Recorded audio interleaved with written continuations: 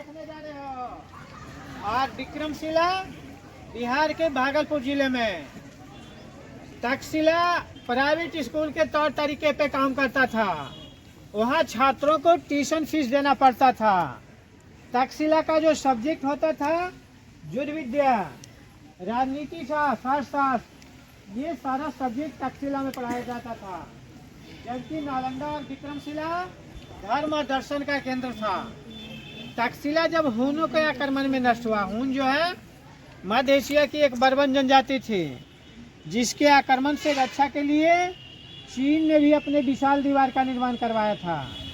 तो तक्षशिला जब हूनों के आक्रमण में नष्ट हुआ, नालंदा की ख्याति में और भी इजाफा हुआ।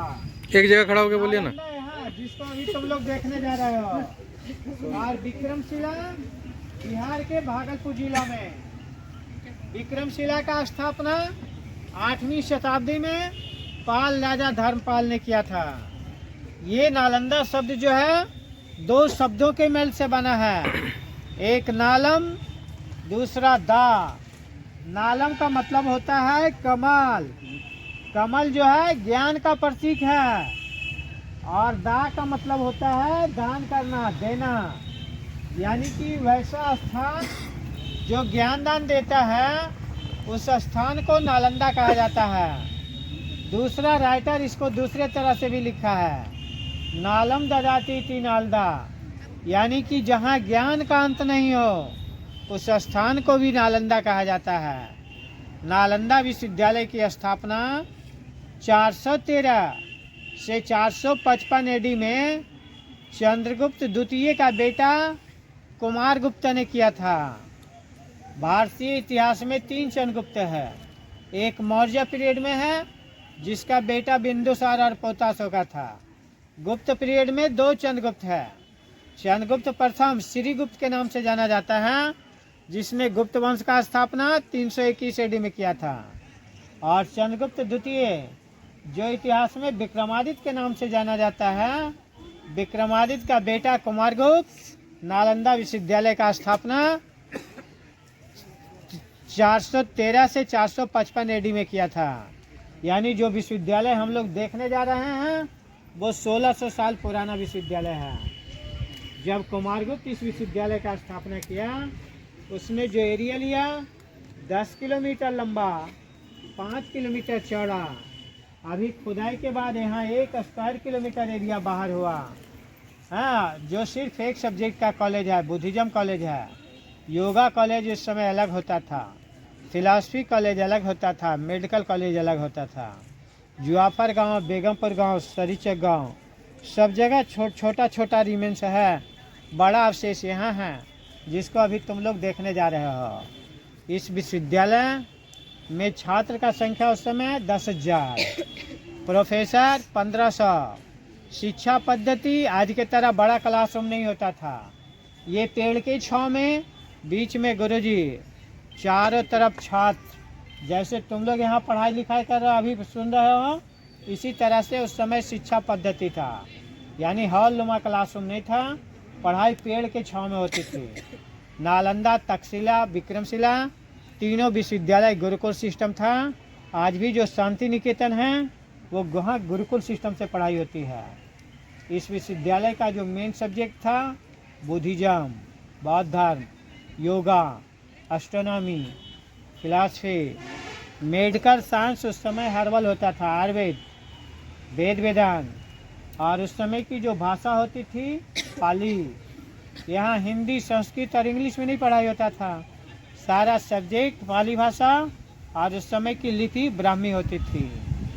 इस विश्वविद्यालय के जो मेन प्रोफेसर थे, उनमें से नागार्जुन, शीलभद्र, आतिश दीपंकर, पद्म संभव, शांत रक्षित, धर्मकीर्ति, धर्मपाल, असंग, वसुबंधु आर्य विश्वविद्यालय के मेन प्रोफेसर होते थे। विश्वविद्यालय के अंदर 3 लाइब्रेरी होती थी। बड़े लाइब्रेरी का नाम रत्न सागर, दूसरा लाइब्रेरी रत्न दधी, और तीसरा लाइब्रेरी रत्न रंजक। उस समय जो किताबें बनती थी, पेपर के नहीं बनते थे, ताड़पत्र, भोजपत्र, पुस्तकों के रूप में इस्तेमाल होते थे। रत्न सागर लाइब्रेरी 9 मंजिला इमारत होती थी जिसमें 9 कोटि पुस्तक होता था। जब बख्तियार खिलजी वहाँ आग लगाया था, लाइब्रेरी 6 महीने तक जला था। लाइब्रेरी के बिल्डिंग को आर्कियोलॉजी आइडेंटिफाई नहीं किया कि कौन सा बिल्डिंग लाइब्रेरी का है। सिर्फ वेनसंग की डायरी में उसका वर्णन मिला। जैसे पाटलिपुत्र, कौशाम्बी, हस्तिनापुर का शेष नष्ट हुआ, वैसे नालंदा का भी लाइब्रेरी के साथ साथ 90% एरिया नष्ट हुआ। यहाँ विश्वविद्यालय में छात्रों का संख्या 10,000 बताया था ना। यहाँ तो ये बोला जाता है कि कॉपर प्लेट रहता था, वो बुक कॉपर का बना रहता था। प्लेट कहाँ रहता? ताम्रपत्र, ताड़पत्र, ताम्रपत्र। इसीलिए कॉपर प्लेट का रहता था, इसीलिए 6 महीना जला था, ऐसा कुछ। कॉपर प्लेट का देखिए हम बताते हैं। कॉपर कोई विशेष काम में यूज होता था। कॉपर प्लेट का चलता था। हाँ। कांस्य शिलापट, स्तंभ शिलापट समझ है ना। तो प्रस्तर शिलापट होता था, लेकिन वो गलत, वो जो आपको गाइड बताया है, हम समझ रहे हैं कौन गाइड किया है, परवीन गाइड किया आपको। अच्छा आप सोचो कि ताम्रपत्र का किताब हो सकता है, वही तो। ताम्रपत्र का अगर किताब रहेगा तो ह्वेनसांग जब यहाँ से गया था तो 629 में आया था यहाँ नालंदा, और 645 में वापस गया। 16 साल यहाँ रहा, और उस जो है 557 बुक्स को ट्रांसलेट किया। तो ताम्रपत्र तो इतना भारी हो जाता है कि इसका घोड़ा, हाथी, खच्चर सब रास्ते में रह जाएगा। इसलिए हाँ, हम बता रहे हो, गाइड लोग कुछ लोग ताड़पत्र के जगह पर ताम्रपत्र बताते हैं, लेकिन ताम्रपत्र का किताब नहीं होता है। कपड़े पे किताब होता है, देखते हैं ना, कपड़े के रोल तरह खुलता है ना, जैसे अभी ये देखते हैं बहुत सा शादी ब्याह में जो चलता है, कपड़े का इस तरह से चलता है ना। तो ताड़ पत्ते का किताब होता था। लाइब्रेरी 6 महीने तक जला था, है ना। लाइब्रेरी के बिल्डिंग को आर्कियोलॉजी आइडेंटिफाई नहीं कर पाया कि लाइब्रेरी का बिल्डिंग कौन सा है। ये विश्वविद्यालय में जो है ना, छात्र लोग का एडमिशन प्रक्रिया काफ़ी कठिन था। बुक नहीं, स्टोन इंस्क्रिप्शन मिला है। हाँ, पाली लैंग्वेज में मिला। हाँ, पाली लैंग्वेज में मिट्टी पे इंस्क्रिप्शन मिला है, जो म्यूजियम के अंदर रखा गया, समझ है ना। हाँ, उस तरफ, रोड के उस तरफ हर मूर्ति है ना उधर। स्टोन इंस्क्रिप्शन वाला तो स्टोन में रखा गया, वो आप नहीं देख सकते हैं, लेकिन मिट्टी पे इंस्क्रिप्शन जो भी मूर्ति है ना, सब हर एक मूर्ति पर उस समय का कुछ ना कुछ लिपि में कुछ लिखा गया, समझ रहे हैं। चलिए आगे बढ़ते हैं। हाँ, जा सकते हैं, क्यों नहीं जा सकते हैं। तो इस विश्वविद्यालय में जो है ना, छात्र लोग का एडमिशन प्रक्रिया काफ़ी कठिन था। आज गेट कीपर अशिक्षित होता है ना, नालंदा विश्वविद्यालय का गेट कीपर जो है ना, उस समय काफ़ी स्कॉलर होता था, जो कि छात्रों का admission test on the gate conduct करता था। उस गेट कीपर के परीक्षा में केवल 10% छात्र ही पास होता था, जिसका कि विश्वविद्यालय के अंदर में एडमिशन होता था, और 90% छात्र जो गेट कीपर के परीक्षा में फेल हो जाता था, गेट के बाहर से ही घर लौट जाता था। अब आप सोचें कि जिस विश्वविद्यालय का गेट कीपर ही इतना स्कॉलर हो, उस समय प्रोफेसर प्रिंसिपल में क्या क्वालिटी रहा होगा। विश्वविद्यालय को जो है ना 1200 ईस्वी में बख्तियार खिलजी ने नष्ट किया। नष्ट होने का जो कारण था ना, बख्तियार खिलजी यहाँ का मेडिकल डिपार्टमेंट में उपचार के लिए आया था। राहुल श्रीवाद हेड ऑफ डिपार्टमेंट थे। उसको उसने बताया कि हम आपका दवा भी नहीं खाएंगे, मेरा रोग ठीक करो। राहुल श्रीवाद ने क्या काम किया ना, उन्होंने कुरान के पन्ने पे जड़ी बूटी का लेप लगा दिया। वो लोग कुरान के पन्ने को ऐसे पलटी मारता है ना, दवा हाथ के सहारे उसके मुंह में गया, उसका रोग ठीक हुआ।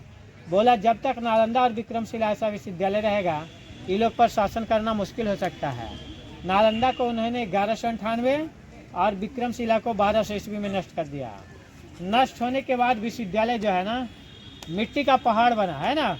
विद्यालय कैसे रनिंग करता है, जो सरकार उसको पैसे देती है। गुप्त राजा लोग जो नालंदा के संचालन के लिए 200 गांव का टैक्स एवरी ईयर डोनेट कर रहा था, जो 1206 के बाद शासक बना, समझ है ना। 1206 में कुतुबुद्दीन ऐबक, इल्तुतमिश रजिया, जब वो लोग तुर्क से आया था, तुर्क जब वापस जाने लगा ना लूटपाट करने के बाद, 1192 से 6 तक 1206 तक है ना, भारतीय इतिहास में कोई राजा नहीं है। तराइन के द्वितीय युद्ध में जब पृथ्वीराज चौहान हारा था ना, और जो है मोहम्मद गौरी जीता था, तो फिर मोहम्मद गौरी, बख्तियार खिलजी, तैमूर लंग, ये लोग देश के भिन्न भिन्न भागों में लूटपाट किया था।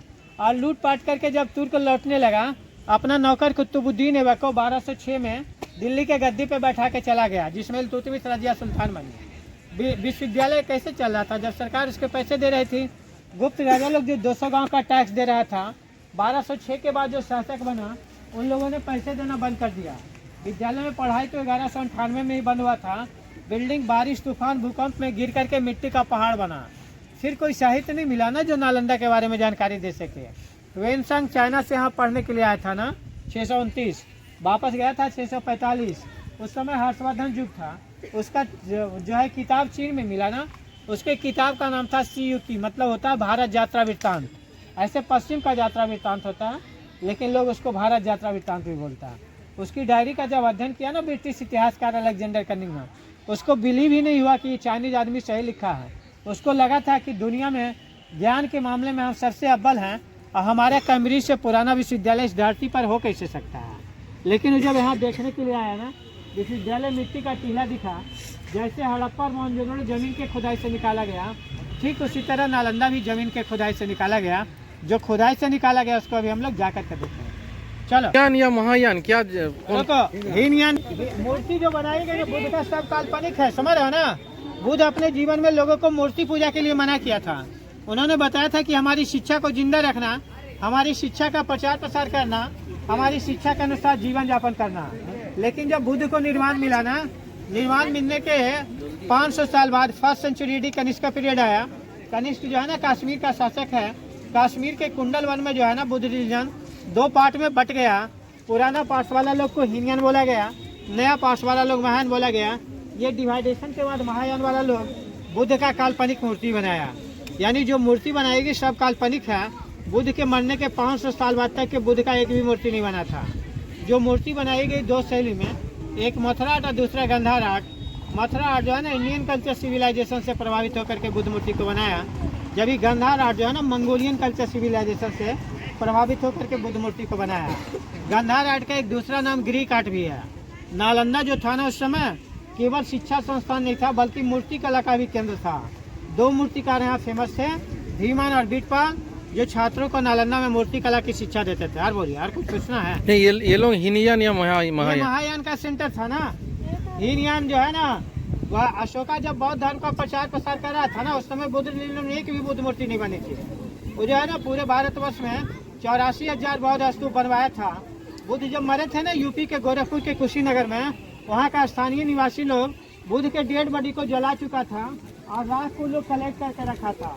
उस समय भारत जो है ना 16 जनपद में 16 टुकड़ों में बटा हुआ था, जिसमें 8 जनपद का राजा जो है ना बुद्ध का अनुयायी था। जब उन लोगों को ये समाचार मिला ना कि बुद्ध निर्वाण प्राप्त कर लिया, 8 जनपद का राजा कुशीनगर में एकत्रित होता है। लोगों के बीच तलवारें खींच जाती है, राख हमें चाहिए, हमें चाहिए, हमें चाहिए।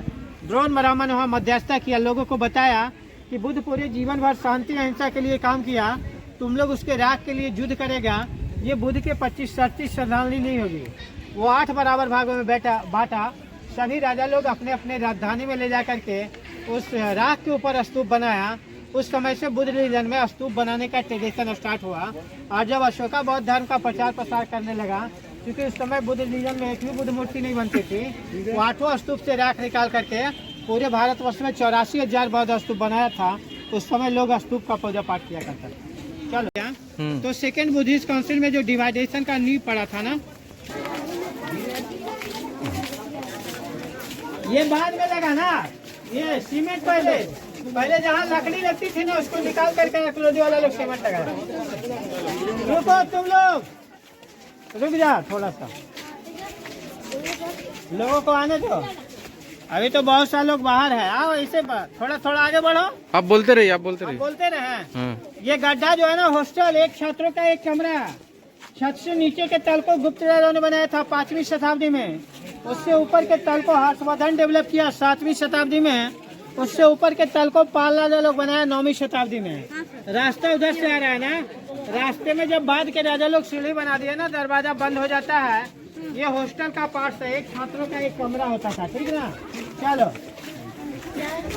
जहाँ फ्लोर दिखता है ना, 7 मंजिला इमारत दिखता है। 5.5 मंजिल यहाँ टूट चुका है। तो ये क्या मिट्टी के अंदर से खोद के निकाला गया है? बिल्कुल, दिखाएंगे हम, चलिए ना। आर्कियोलॉजी थोड़ा सा पार्ट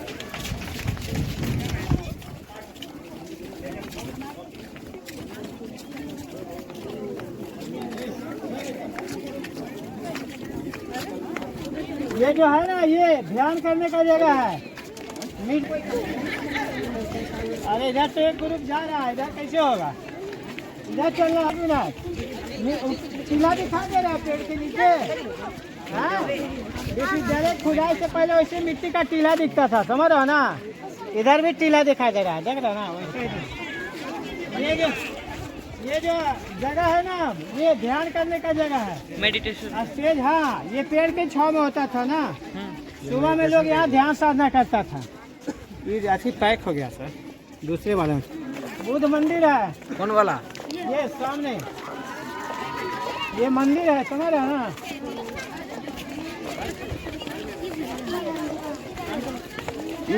हाँ, बुद्ध मंदिर। जिस बिल्डिंग, अरे रुको, जिस बिल्डिंग में रेड एस्पेक्टेशन रहेगा, ग्रिल रहेगा ना, सब बुद्ध मंदिर है ना? चलो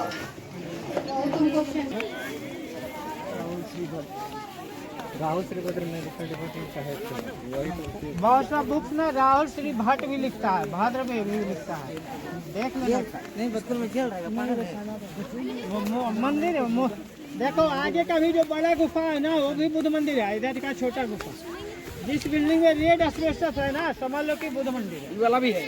हाँ, जिस बिल्डिंग में भी रेड एस्बेस्टस देख रहा है ना, आगे भी है बड़ा बड़ा गुफा, सब बुद्ध मंदिर। रेड एस्बेस्टस बुद्ध मंदिर और ब्लू एस्बेस्टस? ब्लू तो है ही नहीं, ब्लू कहाँ है? अच्छा, कम हॉस्टल है, समझ रहा ना? एक छात्र का एक कमरा होता था। चलो जाइए।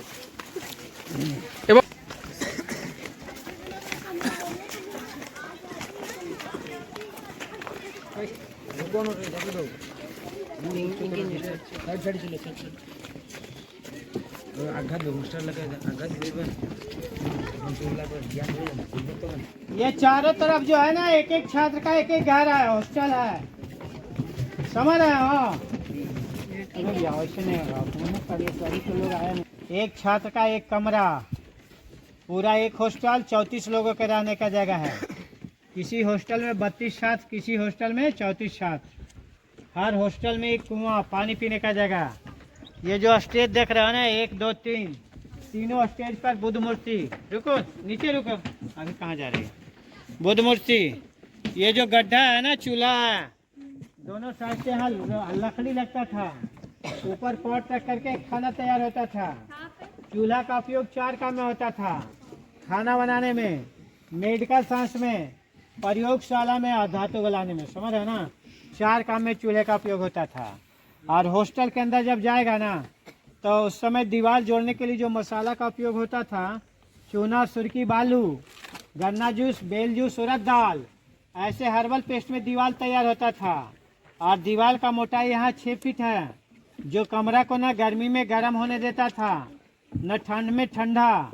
यानी कमरा जो है ना, हर मौसम में एयर कंडीशन का काम करता था। दिखा दे रहा है, वो कोई भी सामान रखने का है। और कमरा के अंदर जब जाएगा, जो कमरा के अंदर शेल्फ है, और दिया रखने का जगह है। लैंप जलता था केस्टर ऑयल में, अलसी तेल में, है ना? और किताब ताड़ पत्ते का। जाओ एक चक्कर मारो, हॉस्टल कम।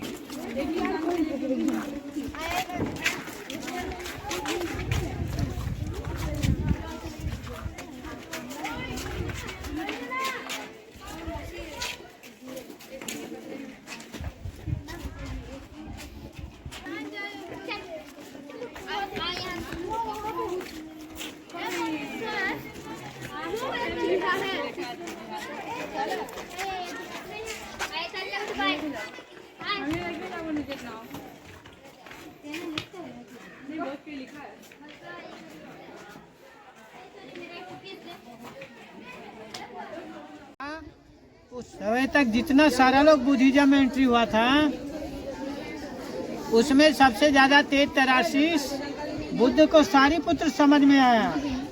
जैसे क्लास में क्लास टीचर मॉनिटर बनाते हैं ना, भगवान बुद्ध भी सारीपुत्र को धर्म सेनापति बना दिया। ये धर्म सेनापति बनने के बाद शैक्षणिक कार्य में संलग्न है। वो क्या काम किया ना, उस ट्यूशन सेंटर को बदल दिया ग्लोबल यूनिवर्सिटी के रूप में। उसका मिट्टी का झोपड़ी हटा करके कुमारगुप्त ये पक्का बिल्डिंग तैयार कर दिया। छात्र यहाँ जो भिक्षाटन कर रहा था ना, उसके समाप्ति के लिए उसने 200 गांव का टैक्स एवरी ईयर दान में दे दिया। तो ऐसे करके ट्यूशन सेंटर को ग्लोबल यूनिवर्सिटी में बदल दिया, जहाँ की दक्षिण पूर्व एशिया से छात्र पढ़ाई करने के लिए आने लगा। सारीपुत्र के बारे में कहा जाता है ना, जिस कमरे में उसका जन्म हुआ था उसी में उसको निर्वाण मिला। उसके अस्थि को छात्र लोग मिट्टी से कवर किया, जो विभिन्न राजा द्वारा विकसित होते हुए नालंदा का बड़ा स्तूप बना। सामने का बड़ा स्तूप सारीपुत्र का है, जिन्होंने 2600 साल पहले यहाँ ट्यूशन सेंटर का शुरुआत किया था। मिला है, देख रहे हैं ना, वैसे ही पिलर बनता था, पत्थर है। वहाँ 4 कोने पे 4 छोटा मंदिर था, सेंटर में एक बड़ा मंदिर था, जो टूट करके मिट्टी का पहाड़ बना। ये छोटे मंदिर के भी बाहर परिक्रमा पथ था, बड़े मंदिर के भी बाहर परिक्रमा पथ था। स्तूप पत्थर का भी बनता था। जो पत्थर ईंट का स्तूप है बचा मिला है, जो मिट्टी का स्तूप था मिट्टी में मिला है।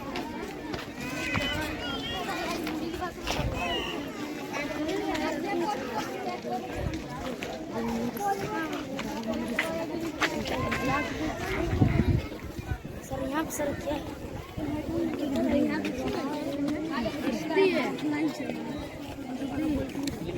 गाइड साहब, ये सब क्या है? समाधि स्तूप है क्या?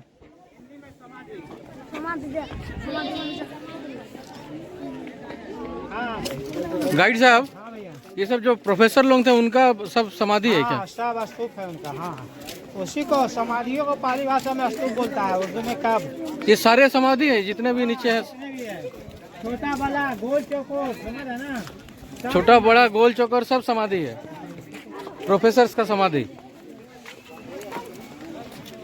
हाँ बोलो। हाँ भैया,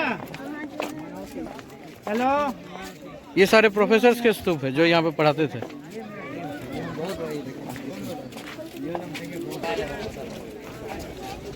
एक मिनट रुकिए, एक मिनट।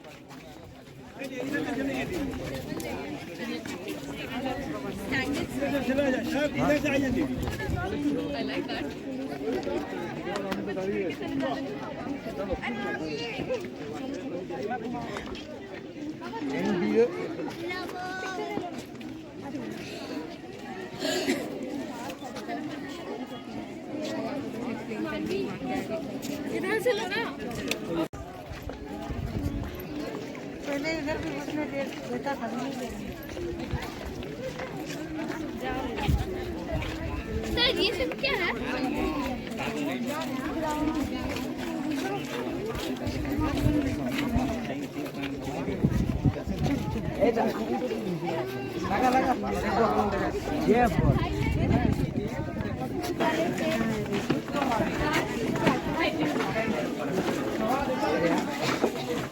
अभी पढ़ने के आइए, 2 दिन का तो पीछे जाते।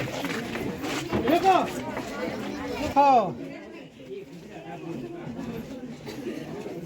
ये दोनों साइड जो है ना सेल्फ है, इधर देख रहे हो ना, यहाँ बुद्ध मूर्ति होता था।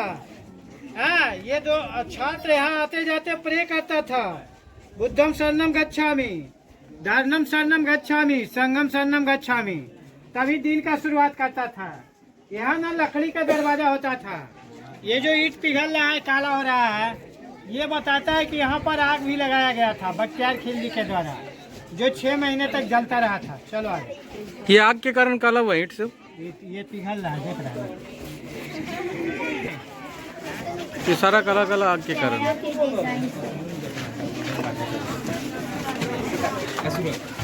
सूरज लिखा, सूरज। चलो बढ़ो।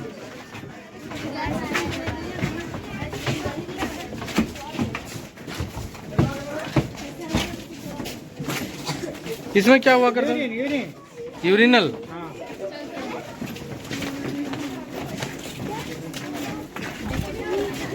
ये सारा यूरिनल है? हाँ। इधर हॉस्टल। किधर हॉस्टल? इधर।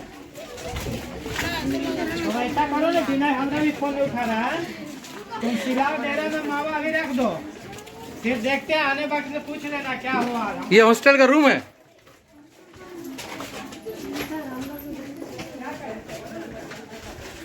बच्चा के लोग घूमती है।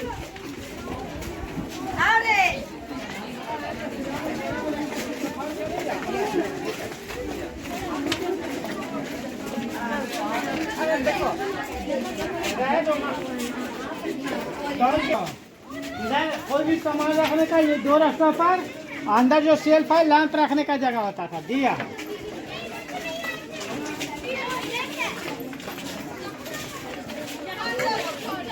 ऐसा ही क्लासरूम बनता था, पिलर के ऊपर छत होता था, है ना।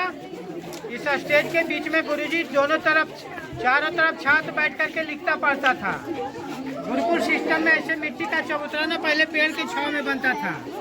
यहाँ बारिश में पढ़ाई बाधित होती थी। बाद के राजा जब पिलर के ऊपर छत बना दिया ना सर, यहाँ बारिश में पढ़ाई सुचारू रूप से चलती थी। हर हॉस्टल में एक कुआं होता था उधर कॉर्नर में, पानी पीने का जगह। अभी तक जो कमरा आपने देखा ना उसकी